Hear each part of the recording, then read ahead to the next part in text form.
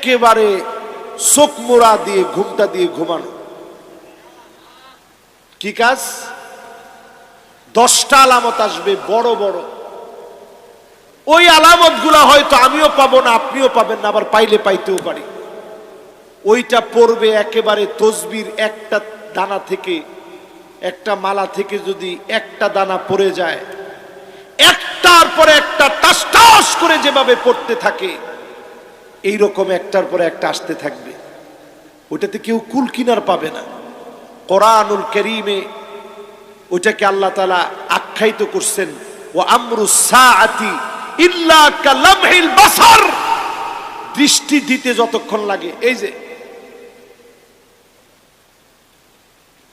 এই পলক ফেলতে যতক্ষণ লাগে, এর মধ্যেই কাজটা ঘটে যাবে। কখন? বড় বড় আলামত আসবে যখন। জোরে কোন আল্লাহু আকবার।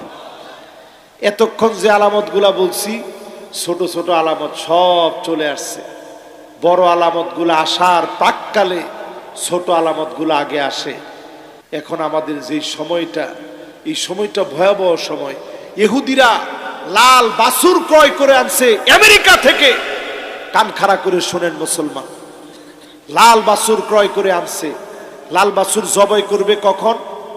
ইহুদিদের প্ল্যান প্রোগ্রাম হচ্ছে 10ম লাল বাছুর তারা জবাই করবে আমার বাইতুল মুকাদ্দাসকে যখন তারা ভেঙে ফেলতে পারবে, ওইখানে একটা 3rd টেম্পল তৈরি করবে। ওই 3rd টেম্পল তৈরি করে টেম্পল মাউন্টের উপরে নিয়ে তারা লাল বাছুর জবাই করবে। দাজ্জালকে এই পৃথিবীতে আগমন ঘটানোর জন্য, তারা তাদের মাসিহের আগমনের জন্য লাল বাছুর জবাই করবে, 10ম লাল বাছুর।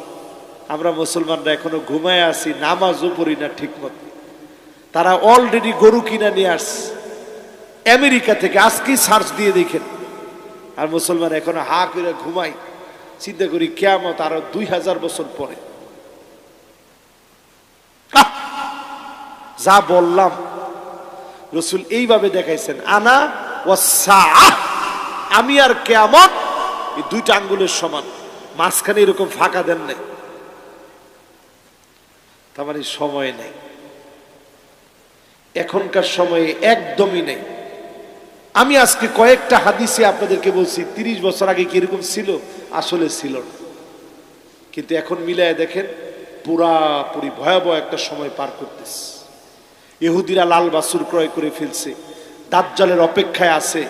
অথচ ইমাম মাহদী আলাইহিস সালামের 6 বছর পরে দাজ্জাল আসবে। কয় বছর পরে?